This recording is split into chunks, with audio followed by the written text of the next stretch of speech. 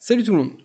Alors, ça fait pas mal de temps qui est passé depuis la première fois où j'ai parlé de la possibilité de acheter en fait toutes les propriétés d'un espace restreint pour le transformer en notre quartier dans lequel on pourrait faire dedans, on serait libre en fait de mettre en place pas mal de choses.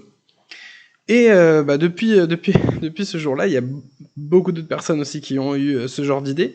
Et j'ai découvert avec le temps que ce concept avait même un nom, ça s'appelle un node. Et quand on tape Upland Node sur YouTube, on voit qu'il y a beaucoup de personnes qui ont récemment commencé à créer leur propre node et à se réunir dans des endroits particuliers. Donc c'est pour ça que j'ai décidé d'appeler cette vidéo le node d'Upland France et pas plutôt notre plan Collector Village comme j'avais l'habitude d'en parler avant pour le désigner. Et donc maintenant, en fait, ce qu'on va faire, c'est d'abord je fais le point sur ce qui s'est passé jusqu'à maintenant. On avait essayé de s'implanter dans une nouvelle ville. En fait, quand on a vu que le Queens allait ouvrir, on s'est dit qu'on allait tous essayer d'acheter le plus vite possible dans un endroit. Mais évidemment, le problème, c'est qu'il y a énormément d'engouement sur les nouvelles villes qui sortent et que ça a été très difficile de le faire.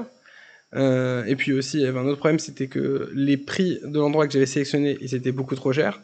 Donc évidemment, j'étais un peu ambitieux, mais d'un autre côté, au moins ceux qui ont réussi à acheter là-bas, c'est devenu une très bonne collection, donc ils ont fait un très bon profit.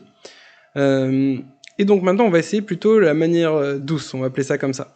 Donc on va aller dans un endroit qui existe déjà, qui a été déjà ouvert à la vente depuis pas mal de temps, mais qui n'a pas été forcément n'a pas gagné n'a pas eu un grand succès, voilà. Donc l'endroit que j'ai choisi en fait c'est à Nashville. Alors je viens d'acheter la première propriété, donc voilà, la première propriété du node, c'est celle-là.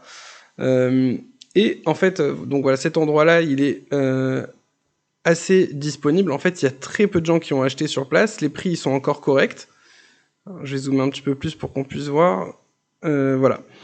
Donc le problème, c'est que évidemment, si on arrive à s'agrandir énormément à partir de ce point-là, donc la première propriété que j'ai achetée, donc le but évidemment, c'est d'acheter tout autour, c'est-à-dire d'acheter le plus proche possible et de petit à petit s'agrandir.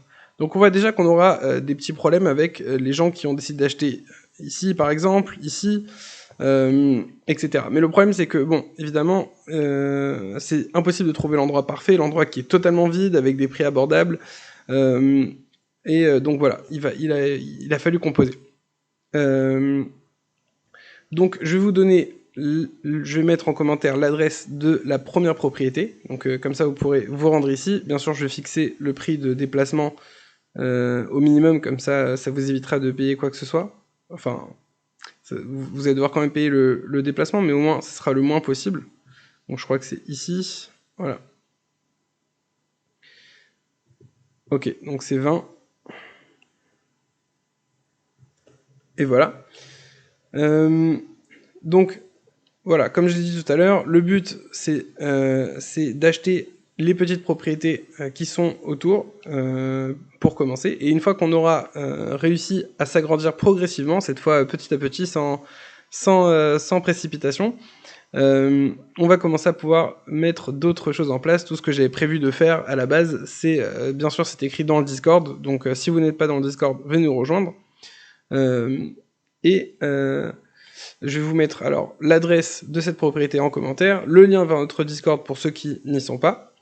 Je rappelle que le but c'est de faire un pool de Spark, donc pour qu'on puisse créer des propriétés, construire des immeubles et des maisons en fait sur toutes les propriétés de notre quartier pour le faire gagner en valeur.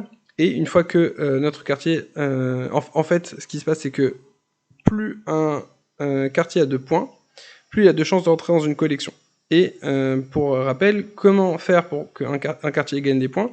Il faut qu'il y ait le plus de propriétés construites, il faut qu'il y ait le plus possible, le plus possible aussi de commerces différents, et troisième chose, il faut qu'il y ait le plus de joueurs qui ont établi comme résidence principale la propriété en question. Donc cette fonction elle n'est pas encore implémentée, donc pour l'instant on peut pas le faire.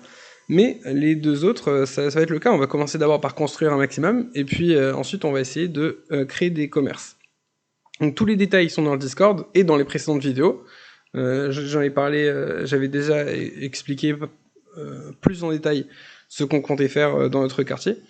Donc voilà, je vais vous tenir au courant des avancées. Je vais établir une carte dans laquelle je vais colorier par exemple en rouge toutes les propriétés qui nous appartiennent.